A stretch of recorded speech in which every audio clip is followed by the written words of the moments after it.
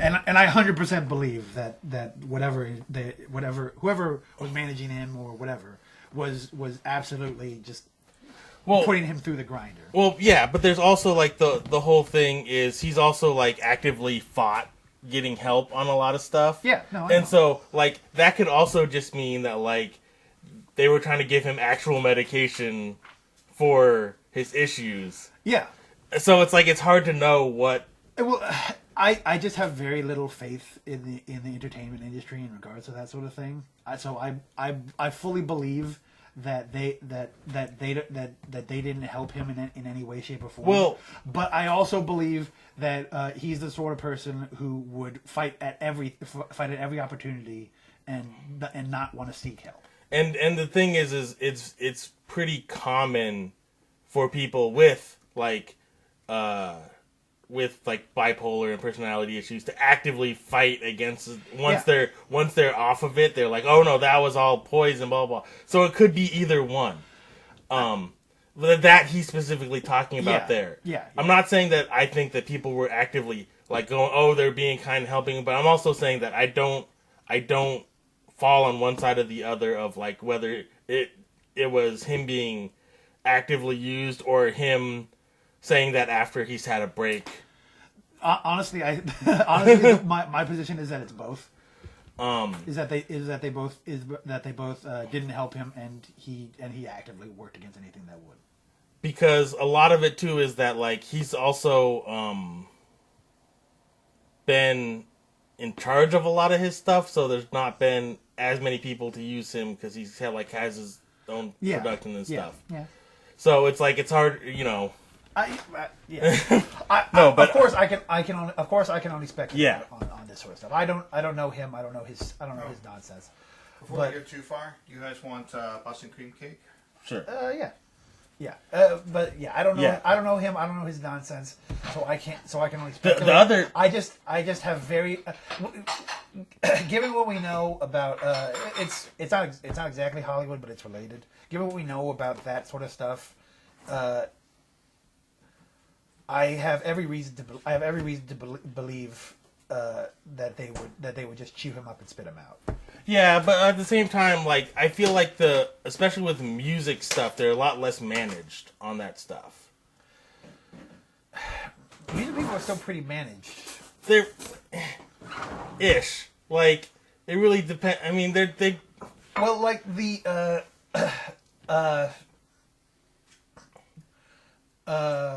It depends on. It depends on the artist a lot, of course. But they're still pretty. But they're still pretty managed. Like it's a non-zero possibility that the whole Taylor Swift with her new boyfriend thingy that's just for publicity. It's possible, but at the same time, I don't care about her relationship or her music or anything. I'm just saying. But the fact that the record company was like, "Oh, we got your masters," and she was like, "I'm just gonna re-record them. Fuck you," was a fucking baller move. I 100%. I was when I heard about that, I was like, "Fuck yeah!" I was like, "Uno reverso, motherfuckers." That was straight up. At least she had a contract that she could do that, and she wasn't stuck like fucking Prince, right? Where he had to go. So I'm not my name anymore, and because I don't want these people to get my music. Because it was like, what was it? It was like George Soros or his foundation or whatever. They just bought like all this shit, and he's like, "Oh, fuck you! I'll just re-record it." Your shit is worthless now. It's like, no, eat a dick. You can't just do that to somebody. It's fucking because no. I'm 100% for. I'm 100% for about that. But that's not. That's unrelated. Thank you. Yep. But that's also her releasing that shit on her own. Yeah. If it's for publicity, I think it would be from her, not from anybody else. Oh, what? You're talking about the relationship thing? Yeah. I don't know. That really wouldn't be managed then if you're. No, I'm saying it's a non-zero possibility I don't know who would do it, but a producer or whatever the fuck, they would bring them together, sit down in a room. They say you two get into a relationship. It'll do. Here's a chart with numbers. Blah blah blah. You get money. It's a short dumb version because again I don't know this. I don't know a lot of this nonsense. But celebrity relationships like that a lot of them are. I should say a lot of them, but there's a certain percentage of them that are just like this is just so that we can put you together for tabloids and whatever. I mean, it's possible, but I don't really. Well, I don't care. I just had the thought because people are like, oh god, they're dating, blah blah blah. Who gives a shit? I don't care about who's dating. Taylor Swift and some football guy. Oh yeah. Well, why did that blow up? I couldn't figure it out. Because celebrity. That's the only reason. Fucking girl fucking loves Taylor Swift. Yeah, that's the thing. Swifties are ridiculous. Swifties are the white beehive. 100%. 100%. And she's basically the biggest musical act in the world right now. Yeah. Yeah. That's basically it. But there was this big Republican controversy or something, right? Well, because he did an ad for the That was all very silly. Yeah, he did an ad for the vaccine, for the booster. And so they're like, oh, it's between that and the fact that Taylor Swift encouraged people to vote, and the Republicans don't like it when younger people vote. That's why they talk about raising the voter age. Yeah. Well, she also specifically was like, yay, Biden. Well, yeah, but that's also her fucking right. No, but it's not that it's not her right. But what is it? It puts her inherently against the Republicans. She's like vote Democrat. Especially since she used to do fundraisers for both sides. So.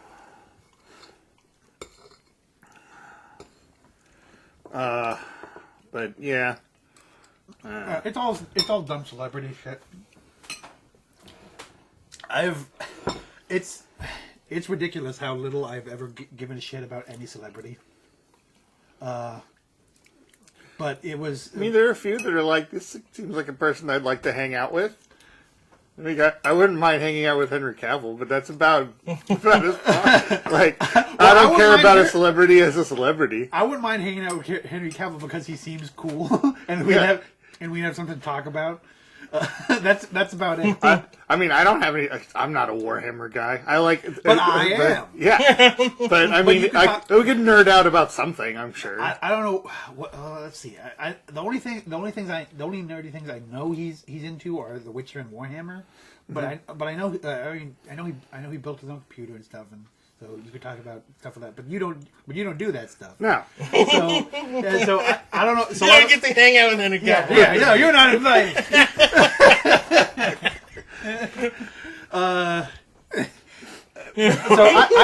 So I don't know where your interest would intersect, but there's probably something. Oh yeah, no. I'm just saying that there are definitely celebrities out there that are these seem like cool people. Like Patton Oswalt seemed like somebody that would be cool to hang out with.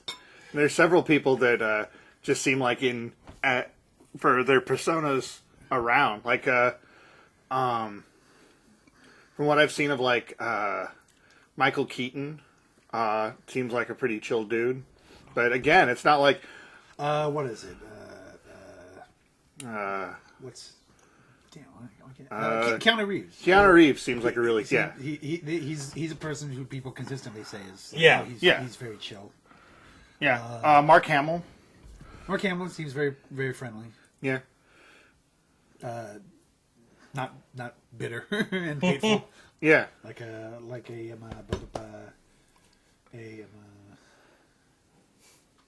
Harrison Ford. Yeah, Harrison Ford is a grumpy old man. Yeah. Yeah, no. And also, Stoned out of his gourd. Not great pilot. Well, If Harrison Ford invites you to a plane, you say no. You just say no. It's only a matter of time. Probably be all right hanging out with Jeff Bridges for a little bit. He's closer to the dude than most other roles of his. It's true. from what I've seen of John Goodman, same. Yeah. I think the secret is you want to find character actors for the most part. Maybe. Because as I can't remember who said it, where he said he went to a awards thing and Brian Denny he saw him and was like, That was character actors. Who cares if we're fat as fuck? it was Patton Oswalt.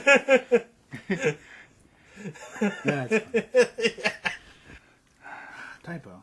Yeah, see, we can't even keep on focusing the preambles to. Yeah, we're supposed to be talking about G-Unit and their pride for Exactly.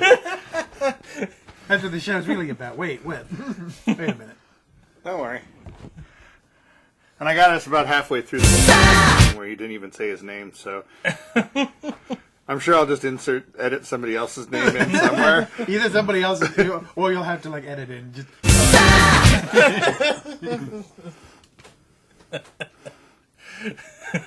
Well, actually, no. He doesn't. Go, goes yay. That's his name now, apparently. Yay. That is part of the reason. Just because it sounds like yay. So, people do this. I gotta say, it's always silly when like rappers like keep giving themselves like dumber and dumber sounding names.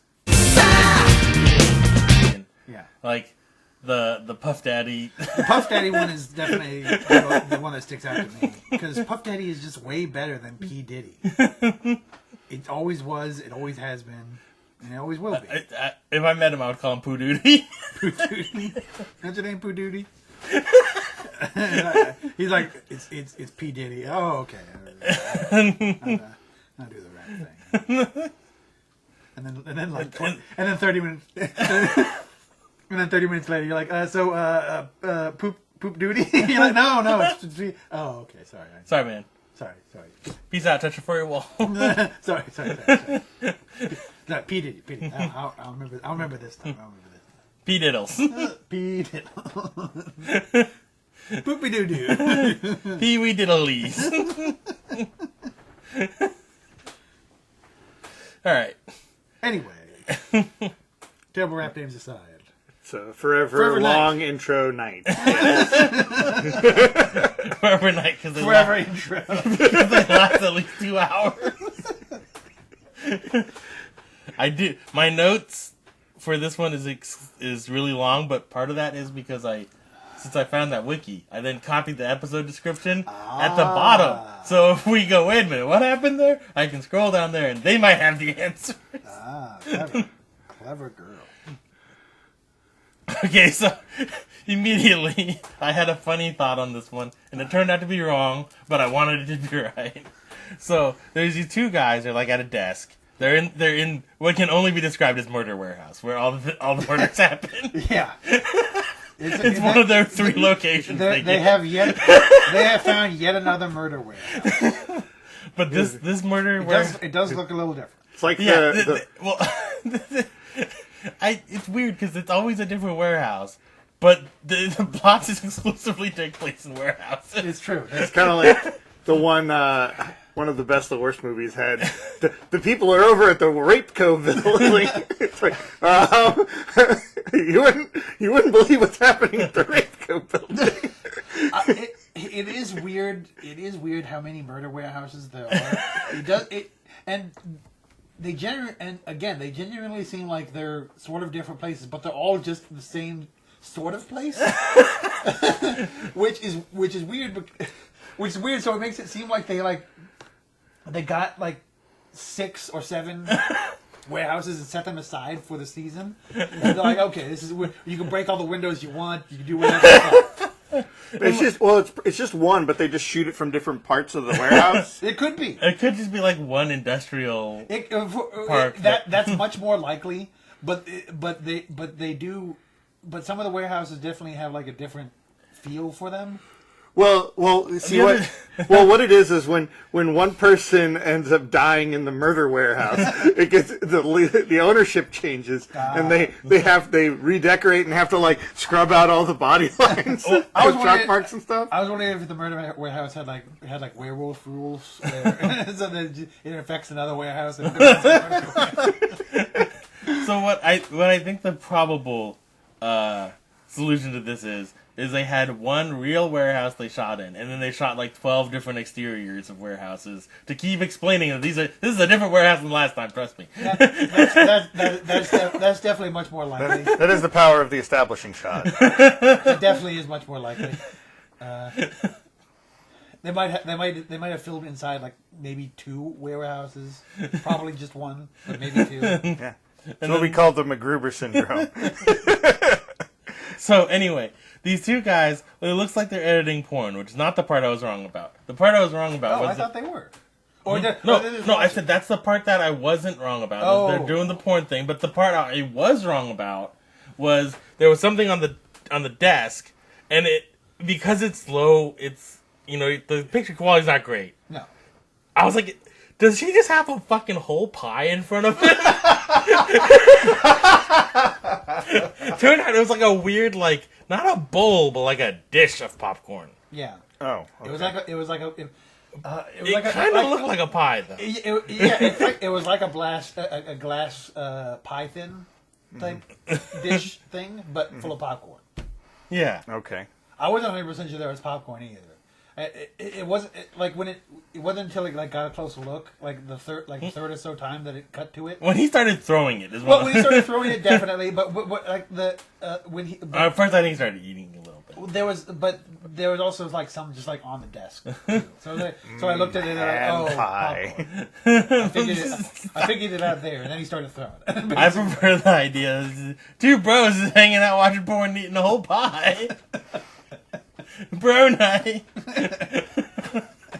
That's definitely. Just thinking, little Jack one. Not the plum in the thumb. Yeah, just get your thumb stuck in there. And that's the origin of the G.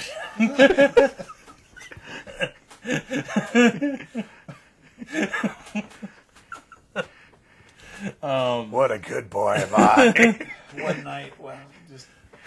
One night, just sharing a plum pie. Friends watching some porn. Grab him by the plums. So anyway, what this is actually a sting op that like Knight's in his car, and then Skanky and some other cops are like in a surveillance van. Yeah, it looks like that Knight is listening through the radio. Knight is it's not it's really kind of weird that Knight also can hear this, considering they have a special listening band for that. Yeah, but I don't know. Maybe but they're talking on the CB, so like they're talking to each other. They're talking to each other. They're saying like the dude seems suspicious or whatever. Yeah, and so they're worried about their informant. Yeah, Pete. They name him. Who is Pete? They get the names in. They get the names in very early. Yeah. But Pete is the man on the inside. Yeah, and pretty Guy quickly on the outside is Repeat. and then pretty quickly Pete kind of blows it. Yeah, he asks a question about some girl who is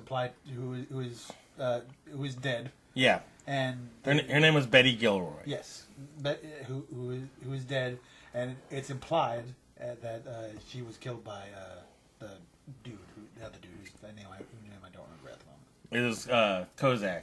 Yeah, Kozak. Yeah. Yeah, implied Kozak killed her, and so he's trying to get him to talk about it, but it just makes him suspicious. Yeah. And he has to laugh it off. And he starts but since it gets to the thing where he asks, and he kind of blows the thing of asking too much, and then Kozak starts fucking throwing popcorn at him. Right, yeah. He's like, "Why are you talking about that?" Yeah. Popcorn. And and he like gets up and like manhandles him a little bit, but like he knows that he doesn't throw a drink or something too. No, what is it? Pete makes a joke about it because they're speaking in veiled terms, so that as to not directly imply him. He's speaking in veiled terms as to not directly imply himself. He's like, "Oh, she's a dead issue," is the phrase he uses. And so he starts throwing the popcorn. And so Pete makes a joke about like, "Oh, it's a shame that you got to turn on her before I did." Ha ha. And then they do the thing where they awkwardly laugh together. And he goes to like drink his drink and spills his drink on himself. When Kozak gets up and be like, "Oh, I'll help you dry your shirt so it doesn't stain." And no, reveals the wire he's wearing. No. The piece been made. And so Knight runs in there, or runs out of the car, flies, does his little vampire flight. Immediately goes vampire mode. Yeah. He does his vampire face to the camera and flies. Expertly not showing it, of course. Yeah, I was still thinking the true American hero or whatever. it was pretty much that. Anytime they actually show it, that's pretty much what it looks like. So they make a point to not show it. Yeah. Like this is strictly a POV shot of him flying towards the wind. No, the hilarious thing is I don't know how many times they've done it. I haven't compared the shot to see if it's the same shot over and over. I don't know how many times they've thrown a stuntman through a sugar glass window in this. That's a good question. I don't know if it's just the same shot of him breaking the same warehouse window every time, and that's why everything has to take place in a warehouse, or if they have an elaborate rig to fire stuntman through. I actually should go back and see if that's the same shot from the first episode because or any of the subsequent episodes where he jumped through a window. There's probably at least a couple. Well, that specific shot. If it's from anywhere, it's from the first episode. But it could. I mean, the other one. Hey, Johnny, you ready to go through the window again? The other ones I think had different angles.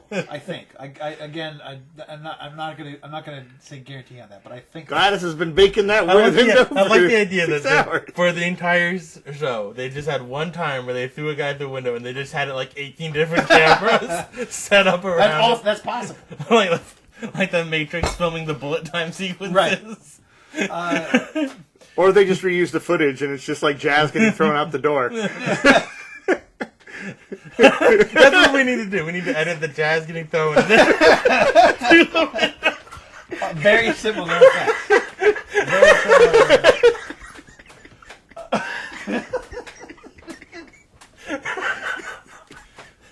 You could do something. Uncle Phil Tubes already turned white. Turned into a vampire. Play the soul out of him.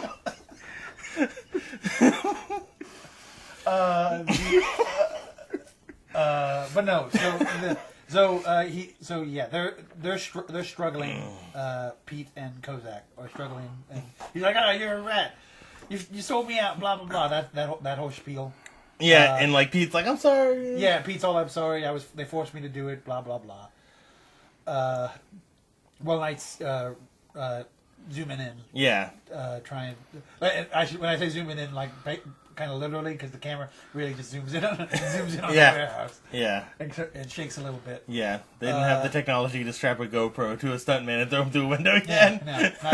No, they weren't there yet. So, what is it? Knight basically enters the building as Pete gets shot because Kozak pulled a gun and shoots him, but he isn't quite in the building yet. He doesn't literally see it, but he has vampire hearing, of course, so he hears everything that's going on.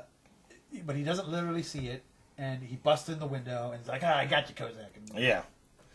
And that's the end of the cold open at a swift 2 minutes and 10 seconds. Yeah. It's a breakneck speed compared to the last show. Yeah, I know it's jarring. There's no joke and growl at all. It's like it's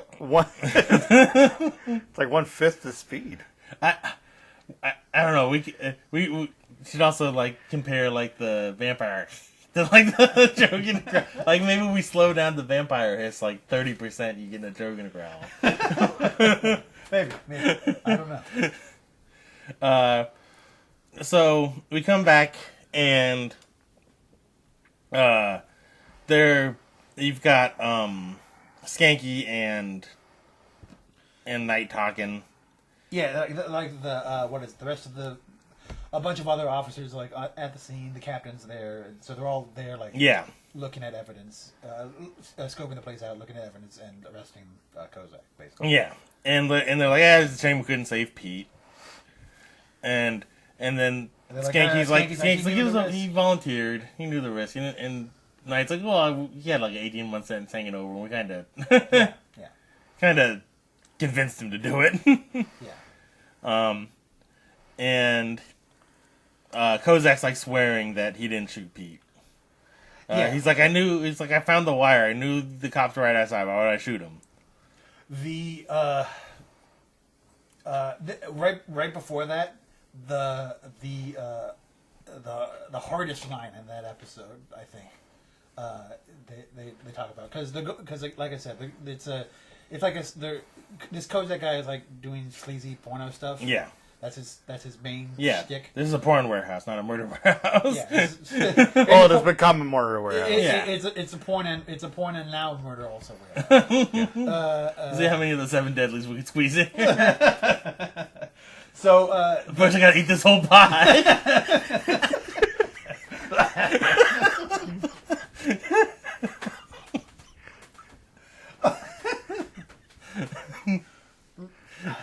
Yeah, that is a lot of the 7 deadlies. Because it's all for greed. There's the lust, there's the wrath, there's the gluttony. There's a certain level of pride, but I don't know. Does it really scream it? Anyway, the coldest line in the episode, I think, probably is as I said, they're going through all the stuff that's around because. One thing that they're like an important piece of evidence, because again, the whole point of the sting was they're looking for evidence of the murder of Betty, what's her face, Mill something, I think. Gilroy. Betty Gilroy. Betty, they're looking for the evidence because supposedly there's a tape of like her being strangled to death, like probably some like weird murder stuff porn thing. So that's obviously the golden bullet that they're looking for. It is weird how many movies this show seems to like brush up against. Where it's like this one's the 8mm or whatever it's called. But that's like the golden bullet that they're looking for because apparently this Kozak guy has been like elusive to the cops for a long time. He's been just barely avoiding getting into actual trouble, despite them knowing that he's dirty. And what is it? Skanky like picks up a file and like shows it to Knight, and he says he's like look at these. They're what do you say? They're like graduate photos, something along the lines. Like they're like barely 18 girls is the thing. So he's like hey, look at these, and he shows up to Knight. He's like, hey, he says, I think he's in graduate photos, and Knight's just like more like baby photos, and he just which works in a couple ways. That he's a vampire, so everybody's a baby. Everybody here was born yesterday, as far as he's concerned. But it's like, it made me feel really dirty at that point. It's like, and then they drag Kozak in to yell at the captain, like, I didn't shoot him, despite being the only one in the room with a gun in my hand. Yeah. But he didn't see me do it. He was just around the corner.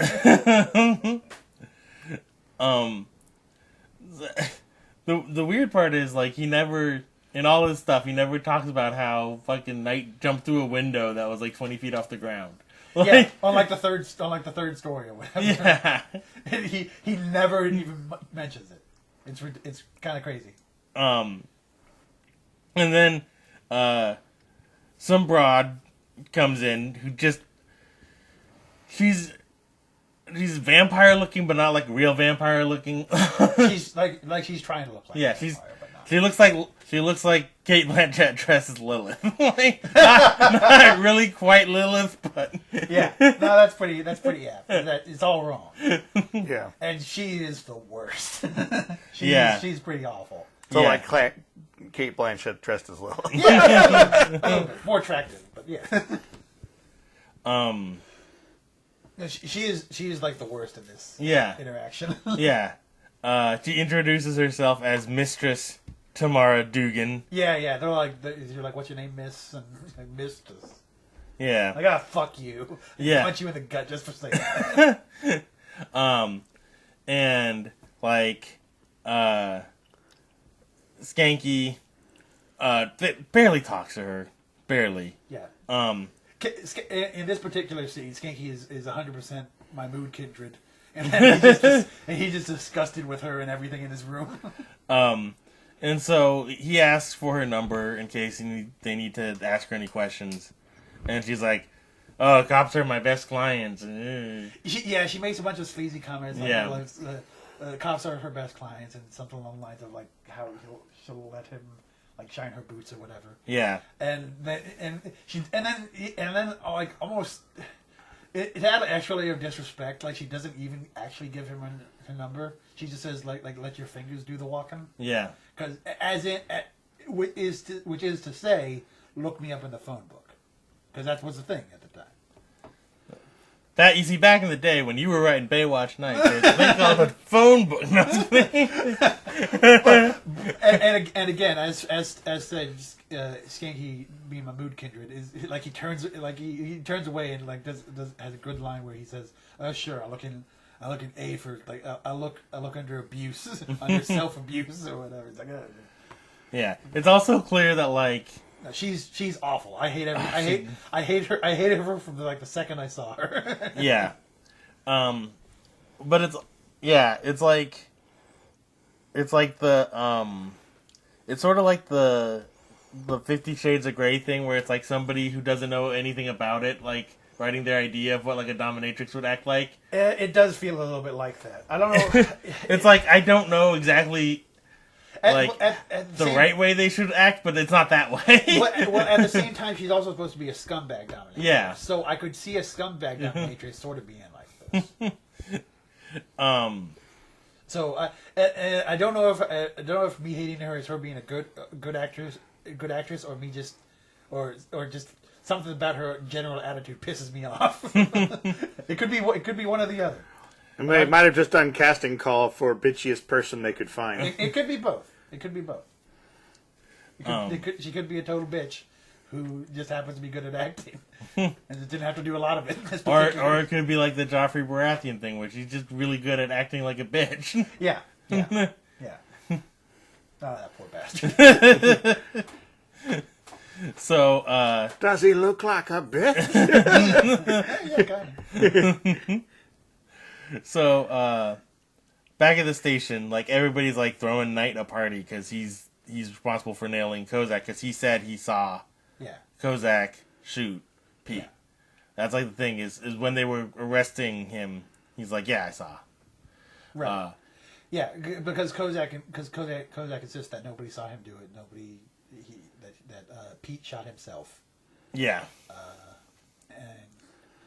And Knight's like, "No, fuck you! I saw you do it at the scene of the crime."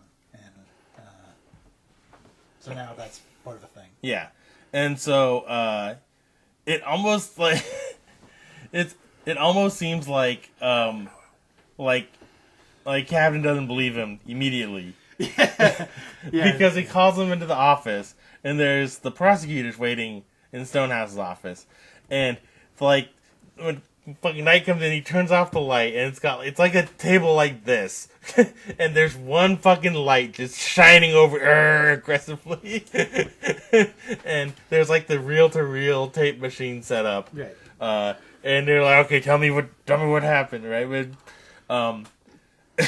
But the prosecutor, like, she looks like she's gonna be like pressing the point at first. She's like looking like kind of serious and everything. Yeah.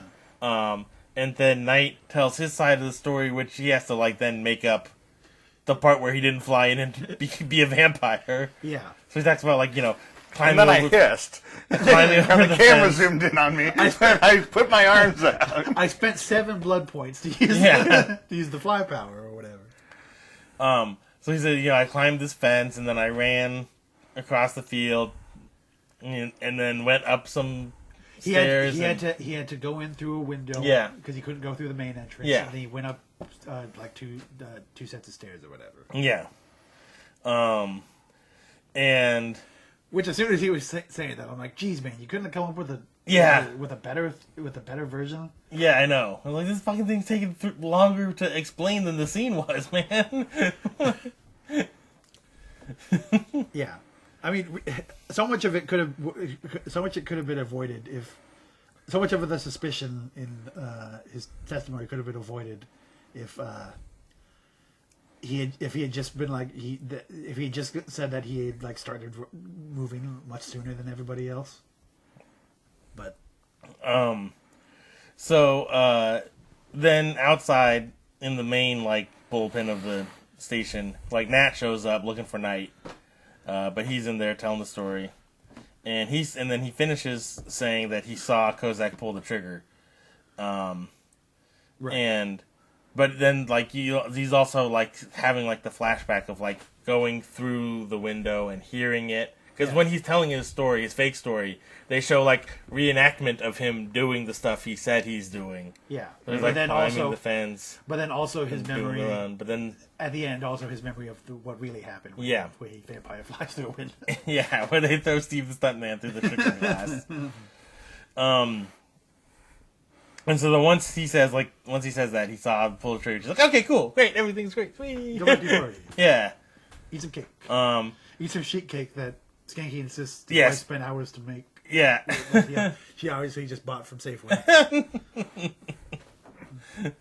And yeah, that was the other thing is he not only did he say that, but he insisted Knight eat some. He's like, I don't care about your diet, you gotta eat some of this. But luckily, testimony. Yeah. And so then Nat talks to him, and this part. So she's like, "Oh, there's just shocks Night." She's like, "Did you really see?" Because she's like, "You said he shot from like 4 to 5 feet away, but." It looks like a point blank shot, and it's like, wait, how fucking close do you have to think a point blank shot has to be? I'm not sure what the definition of point blank in that regard is. Point blank is just how far before you have to compensate for any bullet drop. It's much farther than 5 feet. Yeah. So I'm not sure. Yeah, it was a weird. I don't know, man. But yeah, so she's like, yeah, even I can't remember exactly what she says. Perjury, bad for even vampires. I believe it. I think she says perjury still a crime. Something. Yeah, I think it's something along the lines of it's perjury is still a crime for mortals or something along those lines. Something bad for you, bad for me, bad for everybody. And so then Knight has a flashback to the Court of Yore, I suppose is the best way to describe this. Yeah, to a trial he was previously in. Yeah. The Court of Yore is a good phrase because that might as well be what it is. Yeah. I think I looked up. The funny thing is the initial flashbacks for that really don't tell you anything about it. It's like he's at a court. That's pretty much what you get. So you do it like 3 times before you get any information. Again, because I found the timeline of it. This was supposed to be 1820s in England. Okay. Yeah. So it's that Yore back in the English times. The old sugar glass window. Very unlike the Chinese times. Yes. And so like he flashes back to that, and it's just like court. It's like there's really no real information as to what actually is going on there. And then it's really just people. It's really just you see the people. You can tell it's a court. Yeah. Just from the way it's set up, and like people are yelling. That's about it. And then like it cuts back to Knight, and he's kind of like freaked out a little bit at the memory. Uh-huh. And so then we cut to his apartment, and he's like, he gets a call from the prosecutor, but because Knight he's very much like a man of our modern times. He never answers the phone. Yes. He's like, leave a message, motherfucker. Should just be what his message, his outgoing machine should say, because I don't think he's ever picked it up once. I have never seen it. No. And so he's due in court at 10 a.m. Bright and early. Yep. Just like out in the sun. He even turns to a painting of a sun he has in his apartment. In the other section of the murder warehouse. Yeah, I'm pretty sure that's what it is. It's all the warehouse scenes go over there, and then his apartment just over there. Then it just does a Seinfeld transition. Might as well. So he even turns to a picture with the sun, and he's like, "Oh, practically looks at the screen and goes, gulp." So then Knight goes to Cap, and he's like, "All right." He's like, they want me in court at 10 a.m. It is real funny the way he approaches it, because he tries to tiptoe around it like as much as he can. Yeah. While being like, I can't do that. You know I can't do that because the allergies. And so first someone else like, just take a day off, get some sleep, and it'll be fine. And he's like, no. I was like, we have a problem. He's like, can't I just tape a testimony like I've done before? And he's like, well, the only times you've had to testify before was because you were the arresting officer. This time you're the only witness to this. That's a bit different. Yeah. Well, it's just like, it's not just like be a man and go to court. And so then we have Skanky and Knight in the car, and so Myrna, Skanky's wife, is the basically like the equivalent of a Avon sales. I can't remember what the name of the company was. Yeah, she apparently sells this particular type of sunscreen. Yeah, but so he hooked up. He got a bunch of sunblock for Knight. And he's like, only suckers pay retail for this. But then he starts talking about how ridiculous it was that George Hamilton played a vampire. Yeah. He's like a tan vampire. That's ridiculous. Yeah, and then it's like, and then you practically see like Nick like, yeah, he's like, ugh. It is very. It's like it's not nearly as like overtly hammy, but there's like little hams. There's like diced hams. the deviled ham. It is funny because this is like the third time maybe that like he's danced around the idea of vampires around Night. I think. Yeah. Which is it gets funnier every time because he has too many levels in Downton Thomas is what it comes down. Yeah. And so they go back to see the worst dominatrix in the world. Yeah. And they're basically asking around for the snuff film. Like, hey, you got any snuff film around here? Yeah, pretty much. And she's like, I haven't seen no snuff film. And she doesn't know what is it, Betty Gilroy? Yeah, she said she wouldn't say anything. She wouldn't have anything bad to say about what's his dick, Kozak. Kozak, yeah. I don't know nothing about nothing. I forget what his first name was. It was an M something. I think it was Murray or something. Yeah, that sounds right. Sounds like a sleazeball name, Murray Kozak. Plum thumb. Yeah, yeah, plum thumb. Like I said, it starts with M. So yeah, and she's still like laying on this whole dominatrix thing, and like Skanky is just not having any part of it. Again, I'm with you there, Skanky. Andre's spirit animal is Skanky. in these scenes, at least. He's like, I just want sausages and to be left alone from the skanks. Mostly this one, because geez, she's the worst. Yeah. She's just so sleazy and slimy. It's great. Yeah. And so then like they're like, all right, I guess we'll just go ahead and fuck off now. And then as they're leaving, like Knight's like, hey, like what if I didn't actually see? See. Yeah. Like what if I didn't like see with like my peepers and Skanky's like, yeah, who fucking cares? You just lie. Like he's like the bad guys lie, so we can lie. Fuck them. That's basically Skanky's whole. Yeah. That is Skanky. That is a large part of Skanky's. That's Skanky's B plot in this particular episode. Yeah. So then they follow this up with the immediate like weird whiplash moment where this is what Skanky just said. He's like, you lie. He literally just says you lie. And then cut to Skanky like late at the station with Cap, and Cap just wants to go home. He just wants to sleep. That's all he wants. This is a weird scene. It is a very weird scene. It's way too intense. Kind of out of nowhere. Yeah, I think this was like the scene they submitted to the Canadian Emmys, whatever those are. The Mapleys, I don't know. The Mapleys.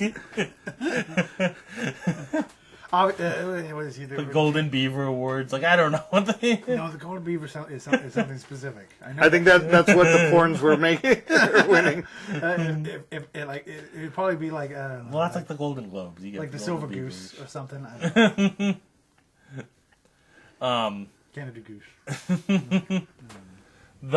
Anyway, and then, yeah, Sponsored by Grey Goose. Or they just give you a live goose. just deal with it.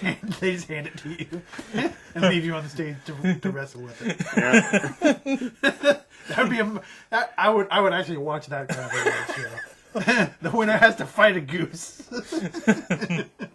So, yeah, Bars come up.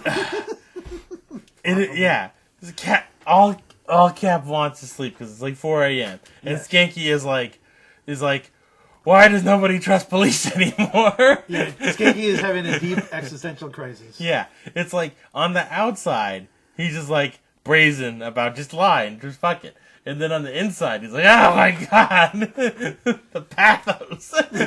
Yeah. And he says like how there's no this ain't no place for no heroes. Yeah, money don't grow on trees. Got bills to pay. Mouths to feed. Yeah, so he's just like, he says that they need more heroes, and like Cap, all he wants to do is leave and go home and crawl into bed. That's all he wants. Yeah. And Skanky's like, we need a hero. I'm calling out for a hero at the end of the night. Yeah. He's gotta be. He's gotta be fast. He's gotta be fresh from the fight. Yeah. So they keep saying. And the scene does like it is like watching like a music video with no music. It's just like he's circling like No, yeah, Captain. Stonehouse is just so tired. It's a weird scene because I don't hate it. No, I like the Skanky having like this whole issue. Because it's a legitimate problem where it's like, oh, they trust everybody but us, and we're the one who's supposed to be protecting them, but they don't trust us, and so we can't. So, and that's probably how Kovac has like skedaddled, has managed to dance around the police so long by just being like, oh no, the police are obviously lying for this obvious fucking scumbag. But at the same time, he's like, why won't anybody trust the police? Like 5 seconds earlier, you lie and lie and lie. Well, I know. I know. The B leads to the A in that equation. That's the thing. Is that I know, but he's already at the just fucking lie. They lie. We have to play by their rules. He's already there, but like it's the next scene where he actually gets into that. So it's the B becomes before it's the B's coming before the A is what it is. But it is hilarious. It is hilarious of going, why does no one trust the police? But yeah. So then we go back to the Your Times. Right. And well, first it's actually right before that, we get Knight going to the refrigerator and doing the move that I thought was pretty hilarious, where he takes a big swig off the blood bottle and then pours the glass. Yeah. He's like, I'm limiting myself to one glass tonight. Glug glug glug glug glug. Pour. And then he like swirls the glass and like kind of looks at it, and then it goes into the glass, and then it transitions to your times. To Flashbackville. Yeah, and Flashbackville, ye old England. And so then it's him, Jeanette, and LaCroix just hanging out like a gothy throuple. They're just that's what they're doing. And like they go into like this tavern, and like Knight's like digging the musical act. Yeah, there's a couple of musicians. Yeah, there's in front of the hearth playing something. Yeah, there's like a lady, she's got a violin, and then there's a dude playing a flute. They're playing Greensleeves, if I remember, actually. And if I remember what they're playing, but they're playing something. And like Knight's like digging it, and LaCroix is like saying how music is like the one thing that mortals are like good at, and the reason why is because they have a soul, and evidently vampires don't. That's common. Yeah, I know. Yeah. But the important thing is that that's what LaCroix feels. Yeah. Is that he's like, I don't have a soul. I'm a soulless monster. Yeah, he's completely embraced his inhumanity. That's why I said evidently, because it's from his point of view. Yeah. And so they have like this little discussion about that. And well, it's also Knight is not only digging the music, he's also digging the musician, because it's a pretty lady. Mm-hmm. Mm-hmm. So while LaCroix and Knight are having this conversation, Jeanette creeps off and drags the musician lady away after she stops playing. Like just lures her away with maybe vampire powers. I don't know. Yeah, they don't really. It does. Maybe it is. Maybe it isn't. But and yeah, Knight like turns and sees, oh shit, they're gone. Yeah. So he like goes off to. Well, and Jeanette even makes a point of being like, oh, she's just like some commoner. What like you really have bad taste after 600 years? I think she said something along those lines. But yeah, so Jeanette just disapproves of Knight's whole being in this particular scene. Yeah, and so like, it's a weird. The geography of this is a little weird. Because like tavern, but then there's like the weird little like alley stair room way thing. It's just a weird like setup of how it twists. It's like some it is weird, but it's like one of those results of like no urban planning type thing. Yeah, because it's London-y type area, or maybe London. Yeah, I think specifically. But it's very urban. Yeah, and so like everything's like way too close together. So it's like so like Knight sees that they've like slipped away, and so he like follows through this back door thing. Yeah, and then there's like it's like a weird like twisty place with stairs. There's like a what is it? There's the road that they walked in on. There's a tavern, and then there's this the little place off to the side that sort of leads to stairs, and is like an arch. And there's like a small archway there, and that place is all shadowy, perfect for vampire. Yeah, and so Jeanette has brought her over there to bite her. Yeah, and she's like, so she's drunk up the violinist lady, and she's like, you really do have bad taste. No, good taste. Or good, yeah. Yeah, she's like, no, I was wrong. You had good taste after all, because she's delicious. Yeah, and she's dead. Of course, and so girl just dead. Jeanette just runs away. Yeah, and then like Knight's all like sad because he's like, oh, I wanted to bang her. / drink her. Yeah. What I want to do one. I wanted to do one and then the other, and maybe not kill her. I was saving that one for later. Yeah. And then like this. Jeanette just being a bad maybe girlfriend at this point. It's not clear. We really don't. It's like a roommate raiding your fridge. You had the leftovers in there, and you're thinking about it. It is a lot like that. And you had your little name on it saying "We'll save for later," and then just eat it anyway. Yeah. Jeanette is obviously just being a petty, jealous bitch in this particular scene. And then,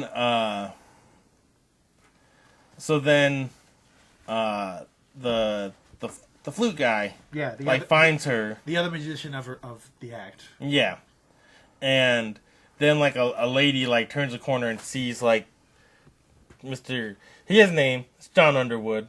Yeah, because they say it. Yeah. And the violinist is evidently Sarah Fergus. They gave full names to these people. Yeah. Because they're fucking, we gotta have our name shit on point. Because if we don't do it immediately, they never get a name. Yeah.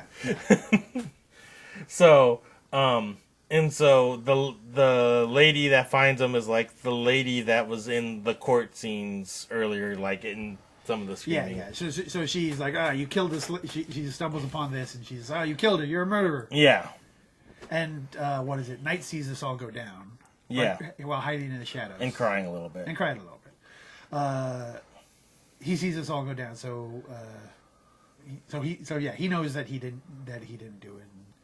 Knight still has his humanity to some degree, at the very least, even at this point in time. So he's not happy about the whole situation.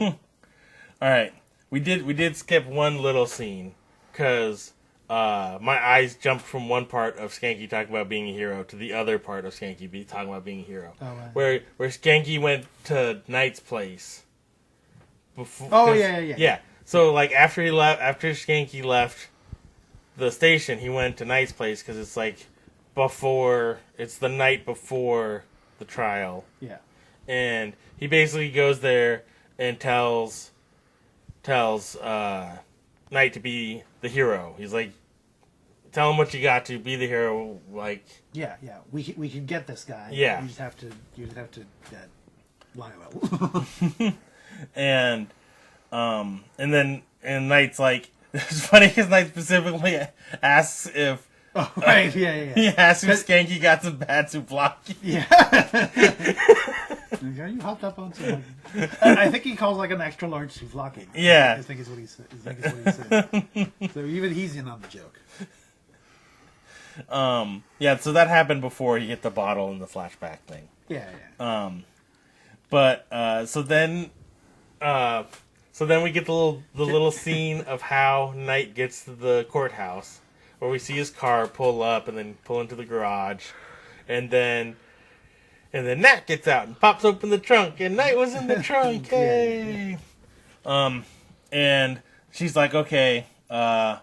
He's is there any place outside? She's no, from here to the courthouse or to the courtroom, it's all inside. Yeah. I went in there yesterday and sabotage the blinds. Yeah, she said they've got the old Venetian blinds that she's supposed to sabotage it, so they couldn't open them. So it's it's all set for you. Yeah. And so they head up, and then we get and then this is where you can definitely tell this is Canadian. It's definitely meant to be in a Canada. In a Canada courthouse. Because Cap and Skank are already there, and evidently they missed opening remarks. Speaking of which, I just remember one detail. When because I don't think this has happened before in the show. Back when Knight was talking to Skanky, it was what if I didn't really see it? He actually says the phrase, "Hey Skank," not Skanky, "Hey Skank," and he's yeah, what? That's my name. Anyway, sorry, I just remember that, and it amused me. Yeah, it was a good thing. Anyway, yeah, so they're you already missed the opening remarks, and they explain how they're saying that they're explaining how they said that they're gonna be able to prove that he didn't see it and stuff. Right. And so then that's the crux of the case. And then like the bailiff like opens like the blinds, and then like Nat and Knight look at each other like, oh. And so it's a super Canadian court, so they have like their weird Canadian, like even the lawyers have like the weird robe, and they have the little like barrister things. Yeah, but they don't have the wig because Canada doesn't do the wig. Yeah, they just have the weird collary thing. Collar. Not sure what you call it. I don't know. They're just wearing Elizabethan collars. yeah. Let's say that. Yeah, they look That's like not true, but let's say that's what happened. Yeah, they're wearing the dress from Bram Stoker's Dracula that what's her name was in when she was a vampire. Right.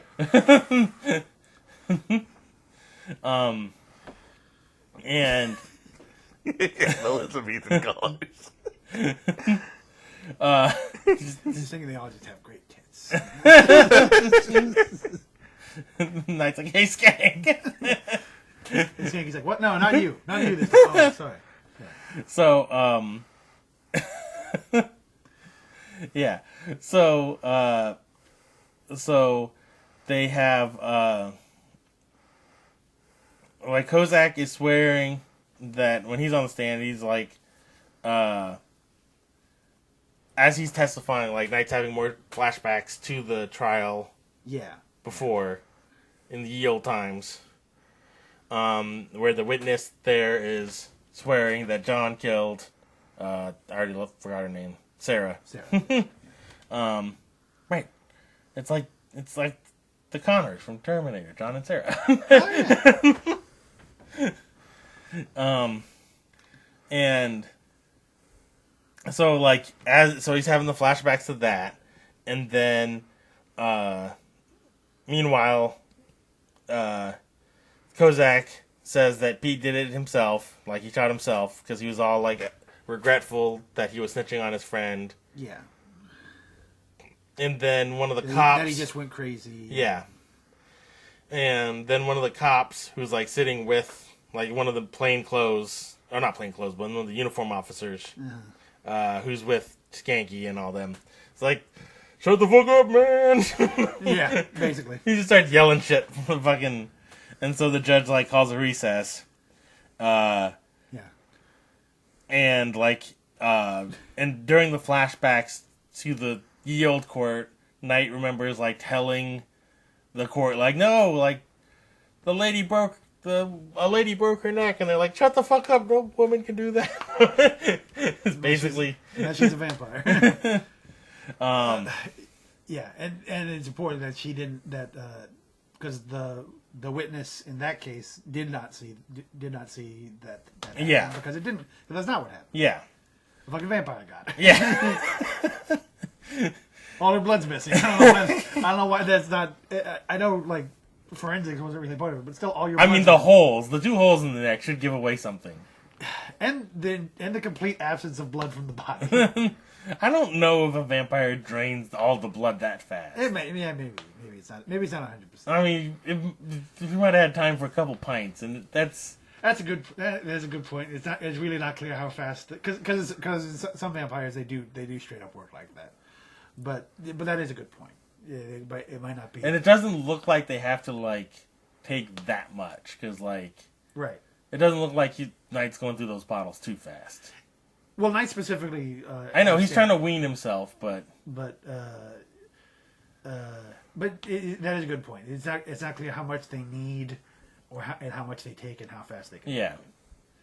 But it might be like a Capri Sun. You might have to like squeeze them from the bottom to like really get it out of there. Well, that is they never were 100% clear on the cause of death of Sarah either. No. He said that her neck was broken, but it could have been it could have been exsanguination. I didn't think about that at the time. And so then So at the recess, like Skanky and Knight are like in the break room of the court. It's a weird. I don't know where this room is. The rumpus room. They're in the rumpus room. Getting some coffee. And playing in the ball pit. I mean, that's how you hide from the sunlight, right? It would help. He goes and jumps in the ball I pit. was really hoping that Knight would like pop out in like the Carmen Sandiego hat and coat, you know? Oh yeah. He unfortunately doesn't. He kind of just wears dark sunglasses. Yeah, he just wears sunglasses and his usual shit. Yeah. It's a coat that should have like many more bullet holes in it. Yeah. Yeah. Maybe it's like your clothes gain your properties, like, you know, the comic book rules, like how Kind Hulk. of like Superman. Yeah. Yeah. Well, I know because Superman's dumb powers extend slightly enough to affect his his suit. Yeah. That's the actual explanation. Yeah. Because he can't draw Superman slowly getting more and more naked as he's beating up somebody. Right. Yeah. The best they do is he gets Samurai Jack level of battle damage. So he's shirtless and whatever. Yeah. It is always annoying with like why does like the part that grows the most on Hulk's legs are the part that stays covered. Yeah. It seems like all of Hulk's pants problems would be solved if he's bought bell bottoms. that is the Hulk don't like boot cut.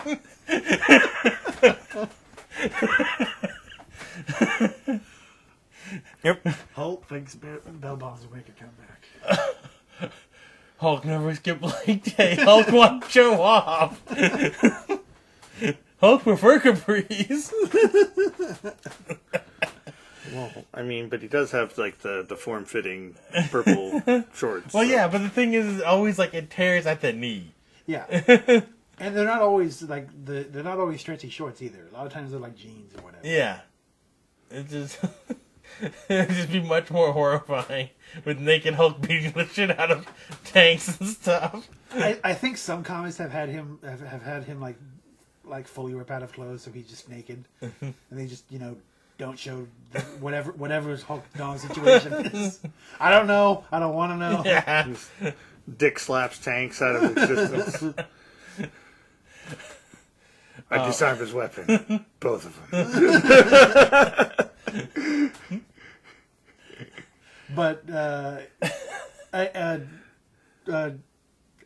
England court. It's coffee. It's coffee time. Oh, coffee Rumpus time. room. Yeah, right. Rumpus room.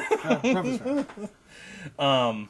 Yeah. So Skanky's just like he's like just slide. We're home free, baby. He's like, yeah, you gotta do what you gotta do. You gotta do what you gotta do. Get in there and get this guy. Yeah. Yeah.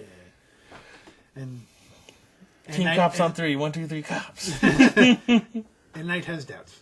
Yeah. Because that was the whole basis of his whole court trauma previously. Yeah. It's like the person didn't actually see the crime. And they were wrong. Well, he's wrong. Yeah. And so he gets called to the stand. And then more flashbacks as he swears in. And also, like... he has to swear on a Bible. Yeah. And he's still a vampire. So. Yeah. So he nervously hopes he doesn't burst into flames in the middle of court. Yeah. Well, apparently Would put a downer on it. Apparently his cross training from before. Yeah. Like literal CrossFit. Little cross training, not CrossFit. His cross training from before. He's either kept up with it or it's stuck because he doesn't burst into flame. He just sort of, it just sort of burns his hand a little bit. When he puts his hand on the Bible to swear it. Yeah. I don't know Canadian rules, but I know in the U.S. you can pretty much wear on anything. Doesn't have to be a Bible. Yeah. I don't know Canadian rules. I don't know Canadian rules in the 90s either. Yeah. So Knight tells his side of the story.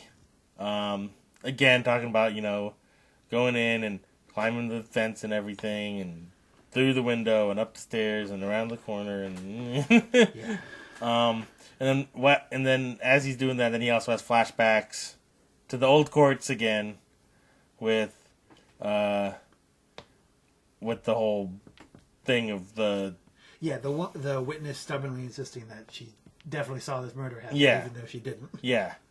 And then Kozak's lawyer is like grilling him on it. He's like, "Well, how'd you get there so fast? We had a decathlete run that route from your statement before, and he did it in 4 minutes. You said he did it in 2, and we would have him testify, but he's at the Olympic trials right now. So maybe we should have our Olympic hopefuls training on a regimen of coffee and donuts, eh?" Yes. Yes, they should.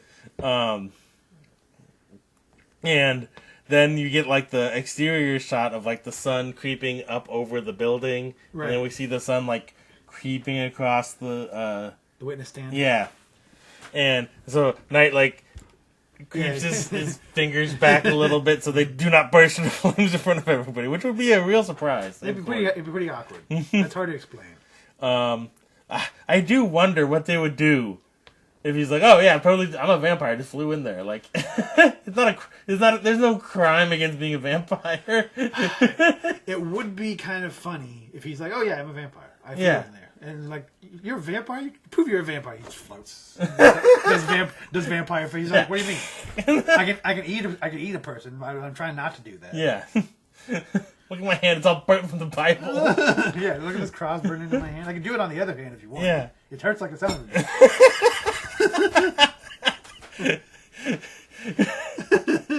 And see, look, he puts his hand in the sunlight. He's done it before. He's done it before. Yeah, he's like, yeah, I'm a vampire. What do you want? I don't know how else to prove it to you that I'm a vampire. I've done like all the vampire things. Just go on the stage and burst into flames. I mean, I've done all the vampire things except for drinking somebody, and I think that you would disapprove of that sort of thing. And like I said, I'm trying not to do that sort of thing. That would be a very funny turn. Yeah, it would become a very like interesting version of it. Skanky's like, here's the number for that. Here's the number for that bitchy dominatrix. Just take her out. Yeah, you want to just do a little pro bono? I don't know. I don't think the police can hire the undead. So I think you're a free agent now. So you want to just take care of her. Well, it proves you're a vampire too, so you're not lying. Yeah. If you're gonna drink somebody, just glug glug.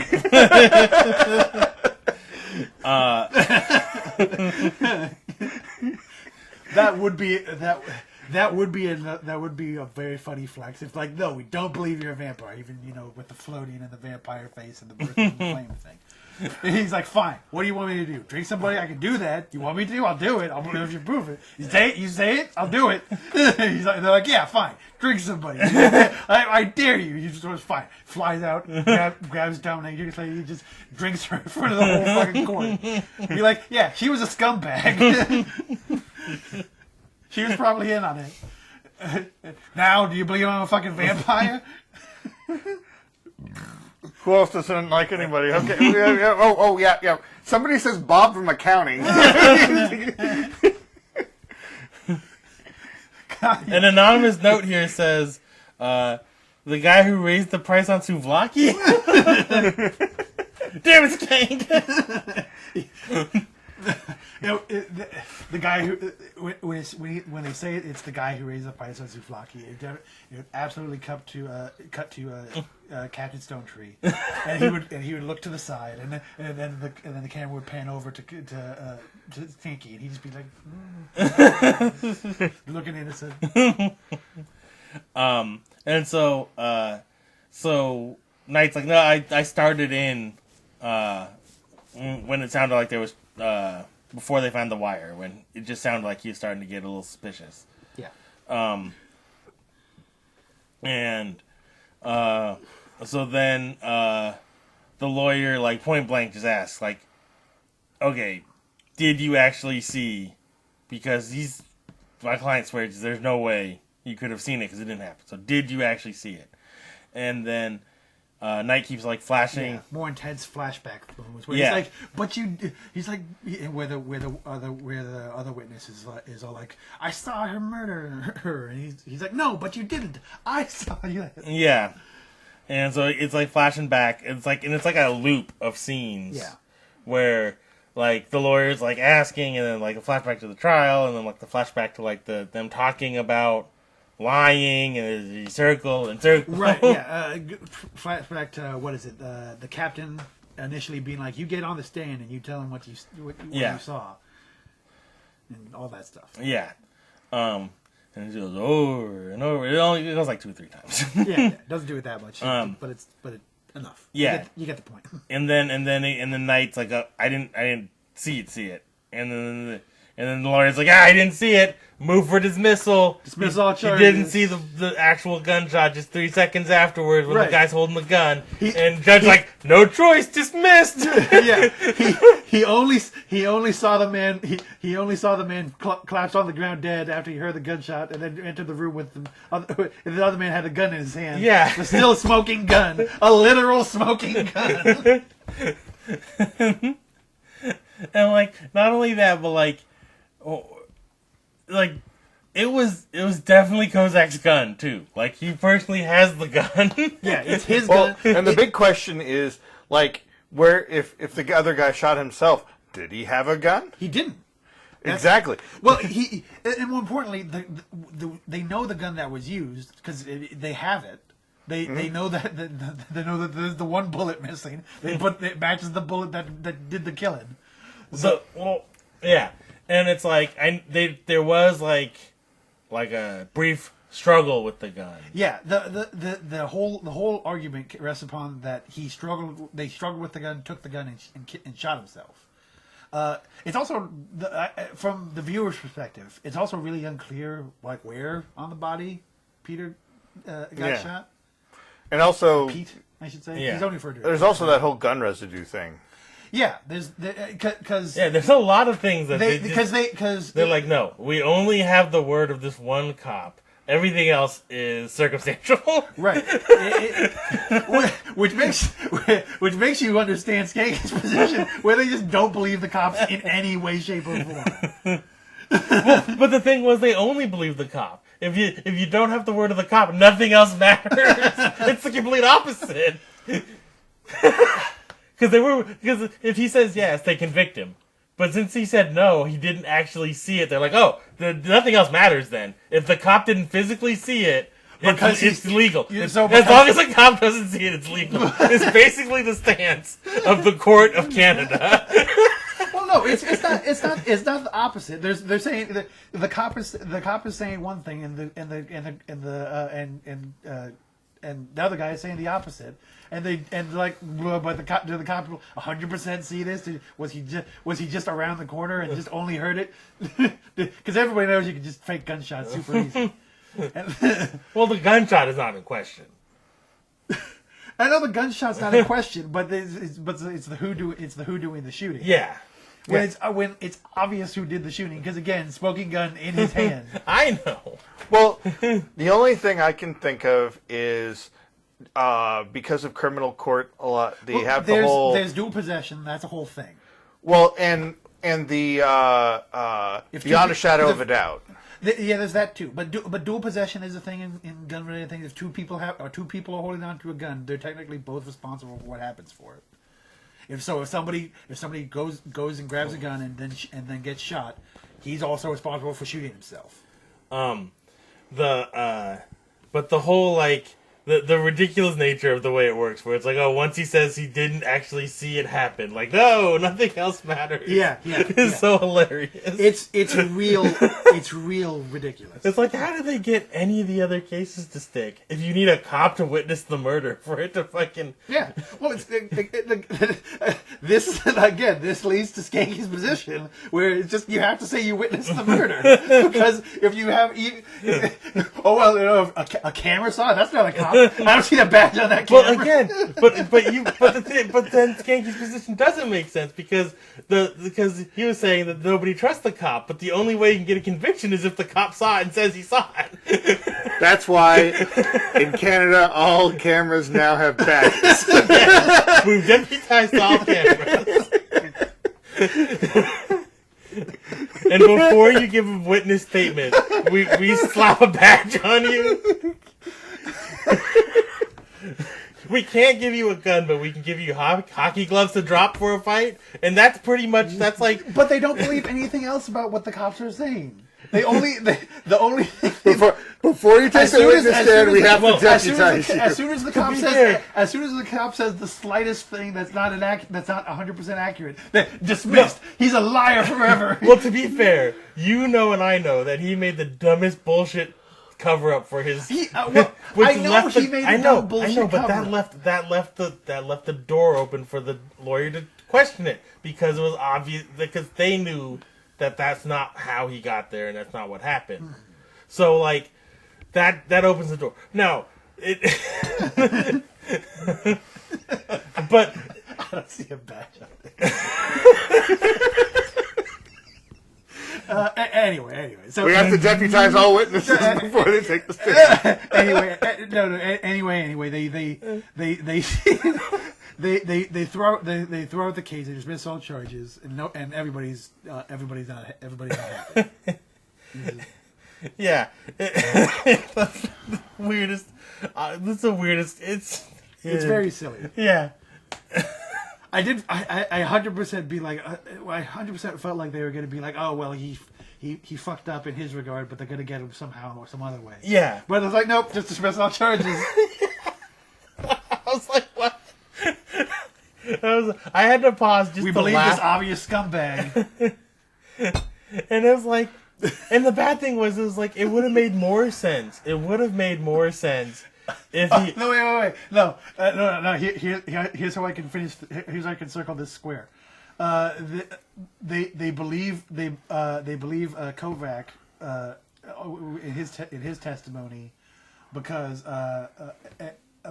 at one point he was a witness for some other crime, so they deputized him.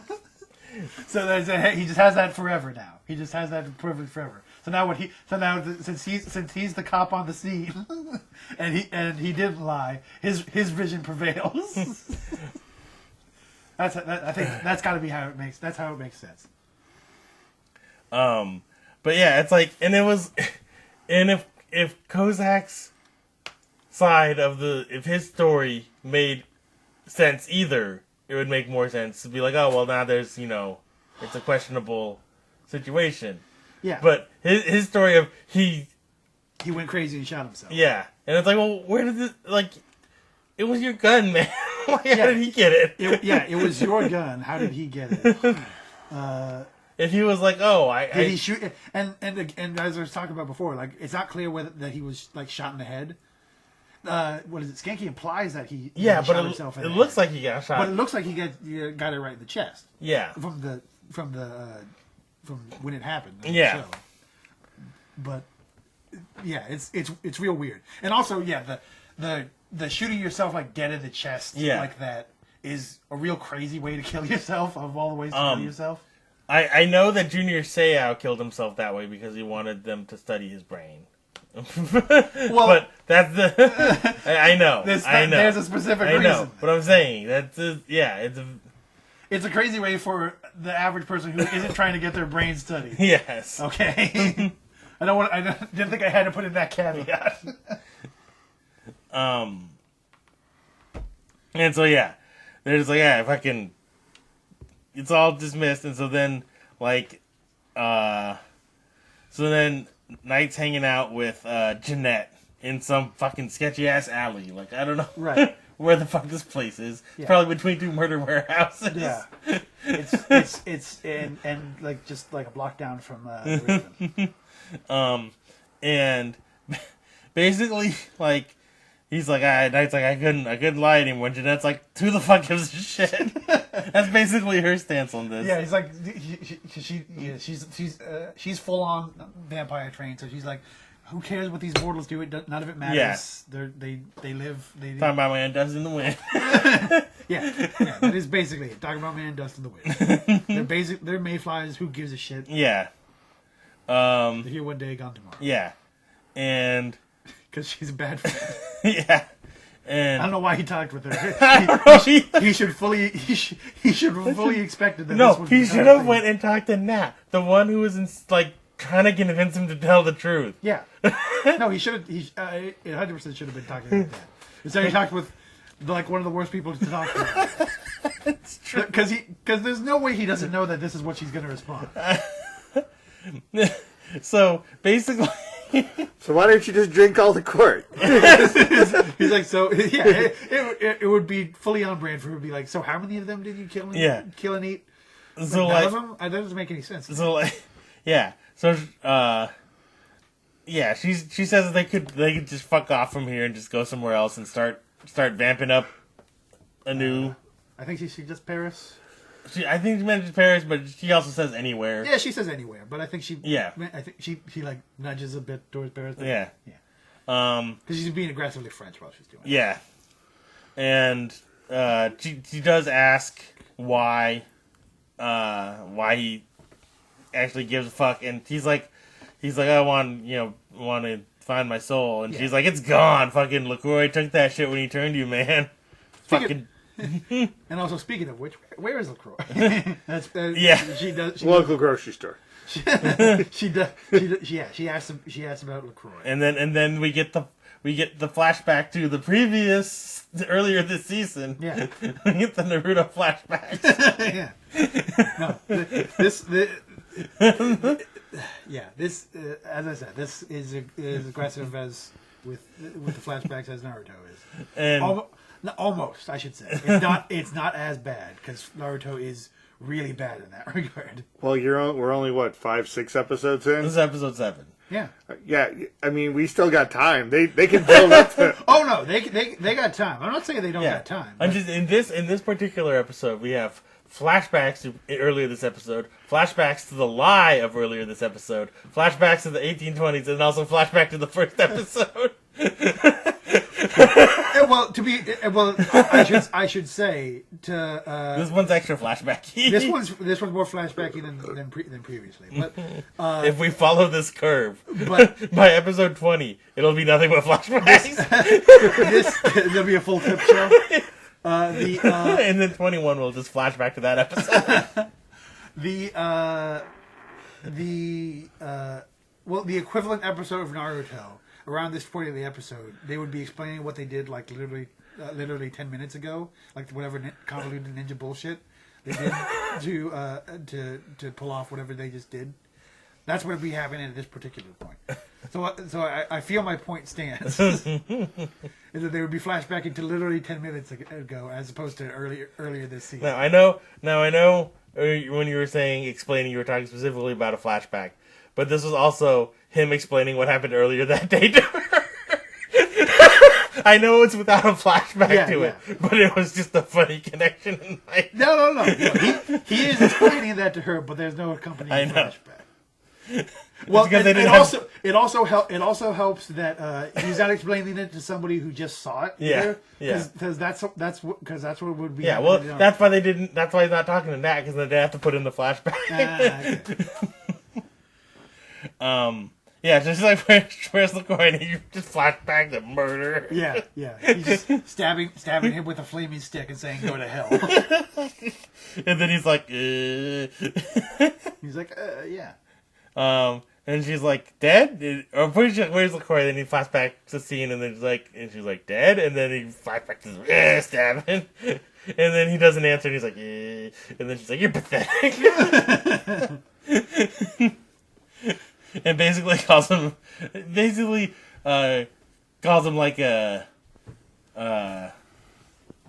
basically a race traitor as a vampire. I can't remember what exactly. Something to her kind, turning back on their kind or something. Well, she basically she really twists the dagger because she's all like, "You don't belong with anybody. Yeah. You don't belong with the vampires. You don't belong with the humans. Yeah, you're completely alone. Yeah, and nobody likes you. You smell bad." You want to get out of here? Go to Paris. Jeanette negs really hard. She does. She really does. I mean, she's had hundreds of years to practice this pickup artist game, and she got Sarah in 3 seconds. It's true. No, I'm not denying her effectiveness. I'm just saying it's scumbag. Yeah, it's the same with pickup artists. It works. Yeah, you're a scumbag. So then Knight drives to the station, and all the police are fucking just giving him the cold shoulder. Fuck off. Yeah, they just don't. They don't talk to him. Yeah, Cap's not happy to see him either. But does talk to him. Yeah, he's like, weren't you off for a few days? And Knight's like, yeah, fucking who cares? He's like, how long is everybody gonna be like, acting like this, But he says he needs a warrant because and they're like, Cap's like, no, I can't give you a warrant for Kozak. Like, they're already wanting to sue us. And he's like, no, it's not for Kozak. And so then, evidently, he gets his warrant and decides to go by vampire flight. Like, damn it, Knight. You just had a problem explaining what happened and how you got somewhere because you vampire flew there. Now, you have a warrant and you have a reason to be there. And instead of taking your car and establishing a way that you got there, you decide to fly it. Yeah, you just had this problem. Yeah, it's true. It's true. And learn from your mistakes. No, he refuses. Maybe it's an age thing. And so he flies back to the smut warehouse, and Tamara's smut/murder. Yeah, warehouse. Yeah, it's both now. And she's dominatrixing Kozak all hard. Yeah. And evidently, and then she has the snuff film. She's like doing the whip stuff and all that. Well, yeah, she is doing she's doing weird domination stuff to him, and she produces the snuff film that she has just hidden in a box. It's somewhere in the room. Yeah, it's just tucked behind a boa. Yeah, it's not hidden at all. No, it's just murder tape clearly labeled. Evidence of Murray Kovac's guilt. Murder of Betty whatever. Gilroy. Gilroy. Gilroy was here. Yeah. Yeah. So yeah, again, not Just hit a at little all. nose over a pair of boobs. But the face turning all blue like. That's. Or instead of the hands like this, they're just like. So yeah, what is it? Kovac is weirdly both into it and not into it simultaneously. Yeah. He clearly enjoys the the dominatrix aspect of it, but she's also lording this tape over him. Be like, I have evidence of your guilt, and apparently she made him kill her and made him do the other killing, and pushed him into shit. Yeah, which again, for some reason, there's a second time now that a woman can just manipulate with the power of it makes more sense of this that I'm dubious on his claims of her exactly forcing him, but well, to be fair, that was her claims. Was it? I thought it was he who said that she forced him to do it, and he's like, oh yeah, he's like, yeah, I wanted you to do it, something along those lines. I don't know.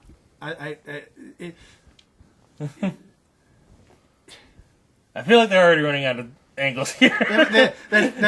You're probably right. It's just they're running out of angles. Yeah, dominatrix made him do it. But not that he was a good guy in the first place. Yeah, he was already a scumbag. So whatever, I don't care. Both burn. It's just ultimately she's just Anyway, I get that in the review. But then once she produces the tape, she's like, this is the tape, motherfucker, and he's like, oh, give me that bitch. Yeah, he immediately at that point, stops playing along. Yeah, he stops going along with it and be like, just give me that tape. I don't care anymore. Yeah, I need that shit. I don't give a little whip is nothing. I don't care how good you twist my nipples. And Knight is, around, and he has vampire hearing. So he hears all this. Yeah, then he gets to the door, and they're fighting over the tape. He opens the door, and then Kozak kind of gets the tape and kind of pushes Tamara away. He gets the tape and pushes Tamara into Knight. Yeah. Because as soon as he opens the door. Yeah, then he's like, ha, he's gone again. Bah, bah, bah. Yeah. And the bullets go... I'll say you shot yourself. That always works. Yeah. The cop didn't see me shoot you. I shot you're a cop. So I'll shoot you and then you'll be dead. Bang, bang, bang. And then, of course, the bullets go through Knight. And also shoots Tamara. Yeah. And then Kozak runs. Yeah, he just leaves. Yeah. He just gets in his car, drives away. Yep. And then Knight calls for an ambulance for Tamara, and then... And, of course, doesn't care Vampire flies away. Yeah, and doesn't care about the bullets, because, yeah. And so then... his method of pursuit, like... the way he decides to stop it is hilarious. He just flies in front of the car and just descends in front of it like, I'm a fucking vampire, what are you gonna do? Yeah, he is absolutely gives no shits anymore, apparently. Which seems like the wrong way to go, considering the lessons he's just learned. We've discovered he learned no lessons. So yeah, he just flies in. He just flies in front and floats down in front of the car, and Kozak stops, and they just Knight just grabs him and just shoves him up against the wall. And he's like, "You're under arrest." And it's like, well, it's going to be hard to explain how you arrested him here in this fucking, abandoned ass road with only his vehicle there. Right. And yours is at the station. Yeah. I know. And the thing is too, it feels like he's being intentionally brazen, because he specifically says he specifically says that nobody will fucking believe you. Anything you say about what just happened, because he goes full vampire face on him. He gives no shits. Yeah. And I forget what Kovac says about it. He's like, something along the lines of "What are you?" That sort of deal. The standard Batman scenario. But yeah, he's like Knight just like, fuck you, I don't care. Explain it. They'll think you're crazy. I'm not gonna explain it. I'm not gonna explain shit. So he's some kind of cat man. He just hisses at me. He can move real fast. He's got the yellow eyes. Yeah. Pointing canines. He hisses a lot. So then he's got the flippy glasses, right? So then Power flight. Cat things. So then we, to wrap it up, we have Knight and Nat hanging out in Nick's apartment, and they're watching a movie, and it just ended, and it's King Kong. Apparently King Kong. Yeah, but they can't say King Kong. So they say it's a movie about a 40-foot ape. Yeah. What is it? Nat's crying about it. Yeah. And he's like, what? It's a 40-foot ape. Yeah. And of course, and also he has no soul, so That is the joke that Nat makes, is that he's like, this is proof you don't have a soul. Which seems kind of low. The ball kicking machine right there. And so she's like, oh, and they say that both Tamara and Kozak are going to jail. And they're like, yes, and that's like, see, you're not immune to happy endings. It's like, and then he just vampire face for some reason. Yeah. Well, no, first she asks, she's like, hey, you never said what happened to John. And he's like, oh, he got, convicted and sentenced to death. And she's like, oh, you seem like you don't give a shit about that. Yeah. And he's like, well, yeah, but, somebody busted him out of... Yeah, somebody somehow. Busted him out of prison, and he became the first violin for... something I can't remember. I was like, wait, didn't he play the flute? It was the other one that played the violin. Yeah, and then he decided they only had the one violin, and she had she didn't that great. They traded off. Yeah. Anyway, they traded off between the violin and the tuba. the classic duo. Yeah. Everyone knows a classic quartet is flute, violin, two tubas. The double tuba. So, and then this is where I was gonna say tuba and triangle, No, it's a viber slap. Theremin. Spoons. Your rain stick. Didgeridoo. Vuvuzela. Vuvuzela. Yeah, there you go. Vuvuzela, didgeridoo, tuba, and triangle. Classic quartet. Anyway, yeah. And then Vampire Fish. I gotta say, that triangle would really stick out. Everything else would be in the lowest fucking register. And then ding! No, the triangle is a star, obviously. It's the soloist. It's the triangle. Yeah, so then Nick does the vampire face. For some reason, I don't. Yeah, it's really inexplicable. For a second, it was legitimately like, wait, he's going vampire pharaoh or something? He's gonna eat Nat? And then she screams, and then she throws some popcorn at him, which again, sad it's not a full pie, even though I never suspected it was this time. And just a little circle it back around. It would be great if she just threw a whole pie at him. And then she's like, and then she just like chastises him, like, stop it. And he's Bad like, kitty. Yeah, and he does like It's a water bottle. he does like a little like, ooh, I'm so bad, a little Holy water Scratch. I also noted she,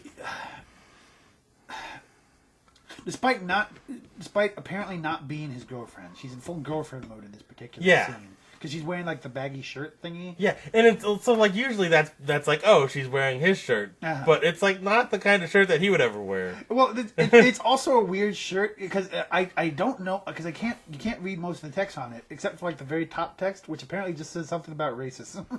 It's something along the lines of like racism, and then like there's some other words under it which I assume is bad. It's your favorite shirt that just says racism. But that's the top word. I looked at that scene like 3 or 4 times. I didn't even notice because it was like, what is? Because I was like, that. What is that? I say? literally. I for a second I thought it said something about fascism, and I'm like, what? Why is she wearing a shirt that's making a statement about fascism? And then I'm like, why is she making a shirt that says something about racism? No, what I believe. Because she's like sitting up on the couch with like her knees in her chest. Yeah, she's got like the shirt over, and the shirt like tucked over them, and it says something like the top word is like racism, and you can barely tell what the R is. So I'm like 95% sure it's racism because it has the rest of the letters, and it looks like a fucking R. And then there's like 4 other words beneath it, but I don't know, but I can't make out what they are. It's weird. And I didn't a weird racism. I didn't particularly like look closely at it at all. So it looked like it could have been like a shirt that was like maybe from like a cop event or something. That's my assumption. Yeah, because it was like it was like white, and then like the writing, and like it looked like it was like a symbol or something on it too. That could have been. And it looked like it was like yellow and blue on there, which are like very copy event colors. I don't remember the yellow and blue, but I believe it. Again, it's like it could be completely wrong. It could have been like black and red for all I know, because this fucking show, the way. Well, the video quality is pretty poor, so. And also, it melts your brain when you try to remember things. There's also that. Anyway, that's the end of the episode. Yeah. And on racism T-shirt. And okay. Classic.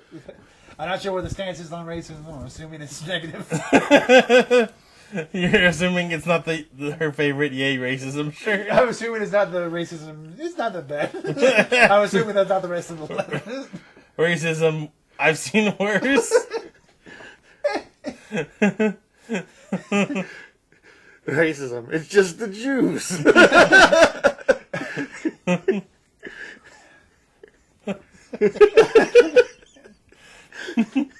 Hey, you said it, not me. I'm too generous to say things like that. Legally. No, it was definitely just black, and then it was just her pants underneath were blue. Oh, okay. Yeah. Well, I might. You're looking at it. Yeah. Now?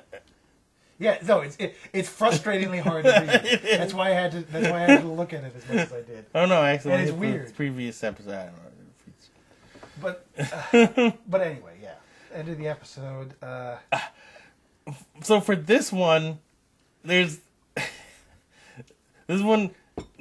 It's like I like the plot of this one, right? Like the connection to the past and like not really seeing it, feeling guilty, or we're not really seeing it, not wanting to lie, and that's the plot. That part, like the whole theme of it, is fine.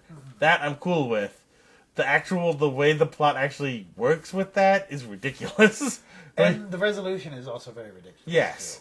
I almost feel like even though she's like central to the resolution of it, like I almost feel like just cut Tamara completely out of the whole thing. She doesn't need to be a character at all.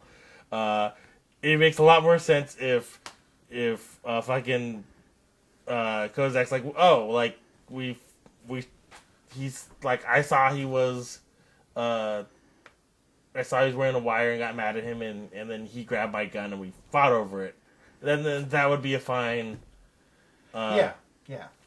It's much better. Yeah, he tried to grab my gun and I tried to wrestle away from him. Yeah. Like then you have at least something. Yeah, it's a much better explanation of he went crazy and shot himself with my gun. Yeah, and then I picked it up. Yeah, and then I picked it up. I got my fingerprints all over it. Like that part, that doesn't make a lot of sense. It's. I picked it up in like the half a second before the officer entered the room. Yeah. Like. Yeah, it's just, so like that doesn't. No,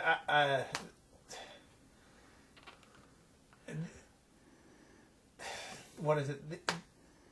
This episode annoyed me in a bunch of ways. Honestly, there's a lot I didn't like about it. Like the resolution of all the stuff was very poor. Yeah, where he just does it again, and this time it turned out better. Yeah, basically.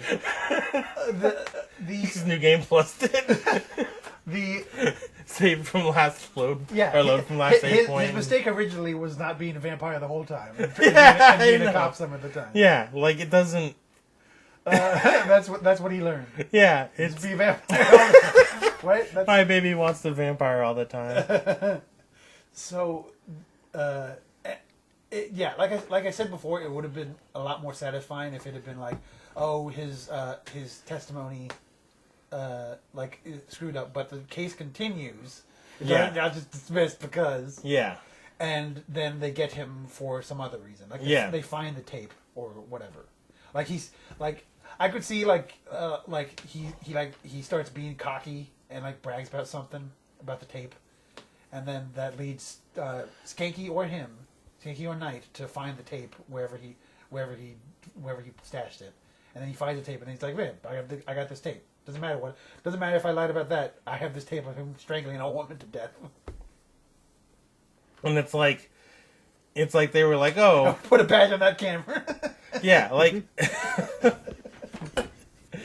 And like the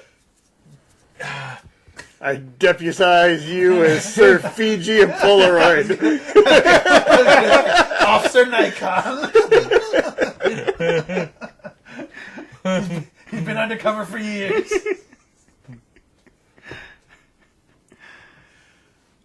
This time his rival's not Kodak, it's Kozak.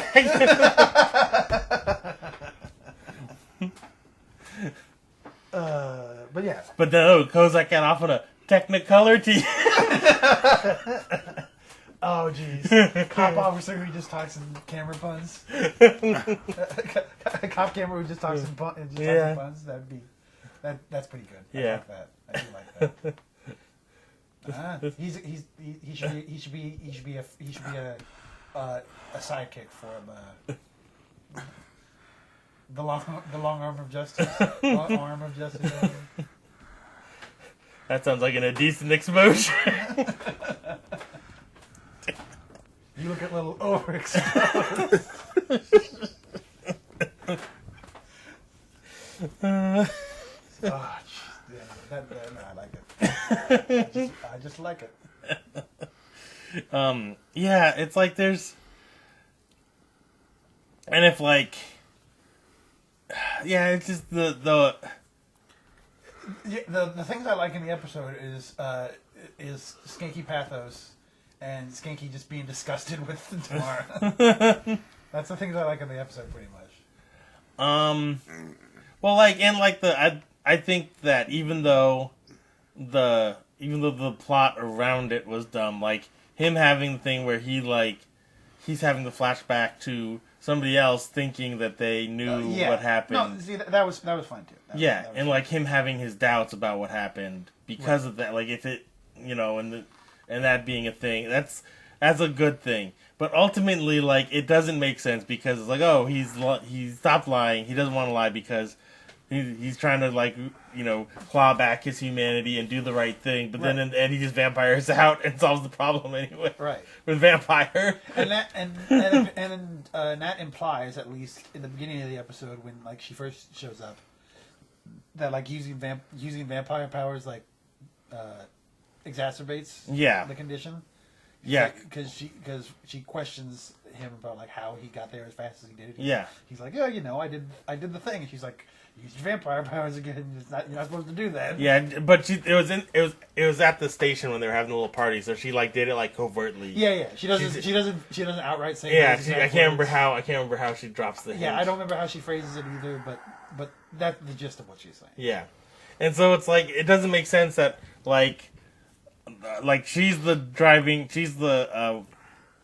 consciousness in this, so she's telling him to do the right thing. Well, yeah, in all the episodes so far, she's been she's the Jiminy Cricket. She's the Jiminy Cricket, and more importantly for Knight in particular, she's the pushing force for him regaining his humanity. Yeah, and it is real weird that it's like that's like the driving force for him to not lie, but then he just uses vampire powers to solve the problem. Yeah, stop lying to be more human, but then vampire harder. Well, and that's the thing is they could have easily done it at the end where he does that like by the book for the most part, except for the being shot part. Yeah, that part's fine. I don't mind him being a vampire and being a vampire about that. Yeah, and just shrugging off bullets. That's not his fault, but they could have easily had him do that and then get into it like a car chase with the guy, and do it like by the book sort of thing. Yeah, and I like it.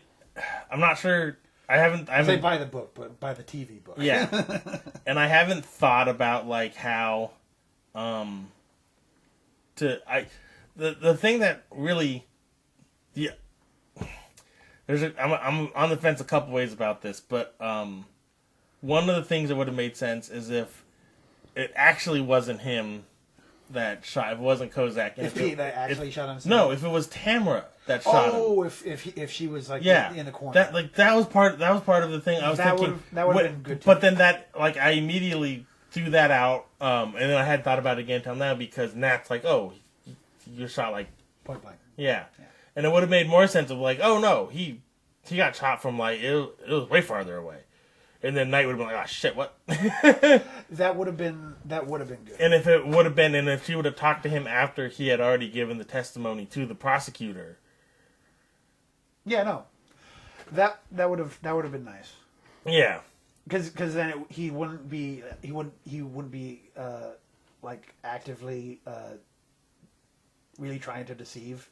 He would just be like, this is what happened because I went in the room and he had the smoking gun in his hand. Yeah. But no, if the actual bullet came from, like if they went back to the crime scene and they found another bullet that came from his gun that he fired but he missed, but Tamara was in like the corner or whatever. Yeah. And shot him from outside, or any number of situations. If him telling like the truth on the stand also got them to like get to the real answer like another way in court and don't have the vampire ending, that's another way to wrap that up satisfyingly. Yeah. But they didn't do any. No, they didn't do any of that. They just said, okay, court dismissed because the cop didn't see it. Yeah.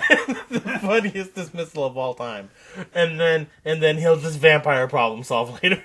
Like. Yeah. That, and like you said before, it does. It's another case of the guy did the crime things because sexy lady told him to. Yeah.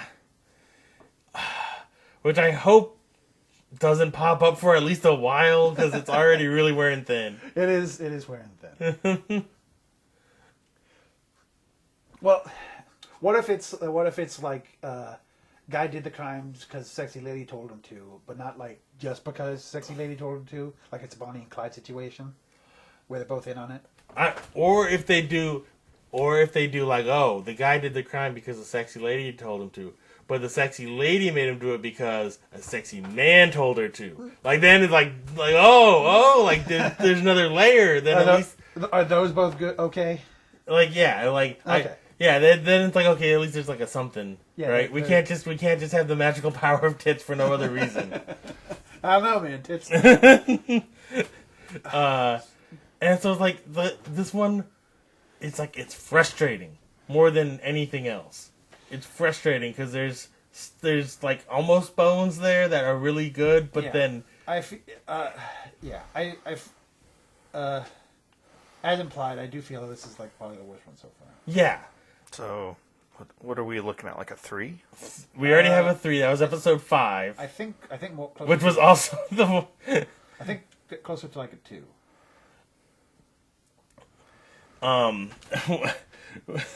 Was 3 the one with the magical lady? Yeah, it's the dance by the light of the moon. Yeah. We don't want magical ladies being the reason why guys murder. Non-magical ladies. Give us a magical lady at least. Give us a lady that has real powers. Yeah. If Jeanette does her like psychic vampire thing and dominates somebody, and makes them do some murder killing. Yeah, or some chick at the Raven. It could just be the other one. Yeah, it could be some other vampire. Wait, I don't give a shit. It doesn't have to be Jeanette. No. Like. So you just want to call it a solid 2 for now? I think a 2 makes sense. A 2, yeah. It maybe could go lower, but I think a 2. I don't think it has to go lower than a 2. But I said it maybe could go lower, but just off the overall chart. But we don't need to creep. We don't need to creep into Blues Boy territory here. It's not Blues Boy. It's not Blues Boy. It's not as painful as. I think we're being not necessarily. I won't say. I think we're adjusting the curve for this show. Yeah. I think if this one came earlier, it would be not as harshly judged. Yeah. But we've seen better already. Yeah. We know the show can be better than this. Yeah. I think 2's fine. I already forgot the name of it. False Witness. That's false. Yeah. Or as I wrote it with my typo, Falso Witness. Falsy Witness. No, Falso Witness. Falsetto Witness. That's what happens when you get into the ball kicking machine. I was thinking Falsy Witness when Tamar gets on the stand and just paces. Okay. So, the next episode is the one that I was like, oh, sweet, guest star. I just remembered when they go back and talk to Tamara, like the second time, and she's just being scummy. We totally forgot to mention like the weird rubber dress she wore. Where she's always wearing weird clothes in this. Yeah. All 3 of the outfits she shows up in are silly, and weird. Because they're like they know that a dominatrix wears something different, but they're not sure what. That's part of the reason why I have that inclination, because they don't give her like the leathers and like the real like no, or like the the vinyl outfit or anything that's like no, they give her like these weird dresses that are like it's weird, and for all we know that's like Canada rules. It might be Canadian dominatrix I where don't know. You're getting fired. You're getting 2 for hooking, eh? That's what a Canadian dominatrix should dress like, a hockey ref. A sexy hockey ref. You've been a bad wheel. We're gonna have to put you in the penalty box. Is that what you call it? Looks like you get a double minor for high sticking.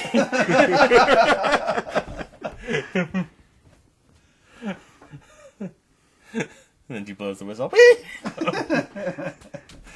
The penalty vuvuzela. All right. Oh man. So because of the conversation, this, what is it? The writer or director? On account of the wizard. It was the writer for this next episode. His name is Ray Sallows, but I totally read it as Ray Swallows. Hilarious. So this one's Cherry Blossoms. Okay.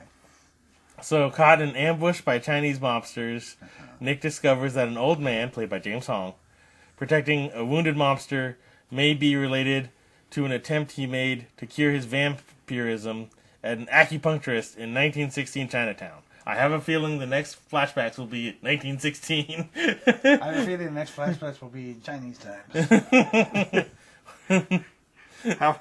How much were the combos back then? Who knows? I feel like combos were hot shit back then. They probably would be. I remember I looked up when combos were invented, and it was shockingly early. Oh, yeah? Yeah, I can't remember when it was now, but I want to say it was like the 70s or something, or the 60s. Interesting. And I was like, what? They're that old? I thought for sure they were like a product of the 80s. When we were like, we gotta shove cheese inside the pretzel. Combos, pretzels. It says combos, pretzels. No, it was the 80s. 1980s. But it also says combo snacks were developed from a patent purchase in the 1970s. That's interesting. That might have been what it was. It's still earlier than I expected. And that was just when the patent was purchased. So it could have been... Yeah, exactly. It could have been a German patent from 18... We put the cheese inside the pretzel. I mean, that sounds German. They like both those things. We also have the mustard ones. Oh, Honorable Kaiser, the stuffed pretzel people. The stuffed pretzel Kaiser. Long did he wore with the sausage skirt.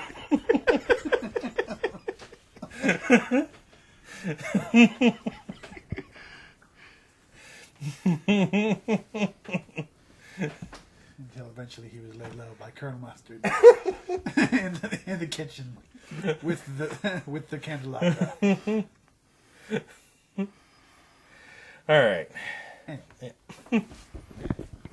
Man.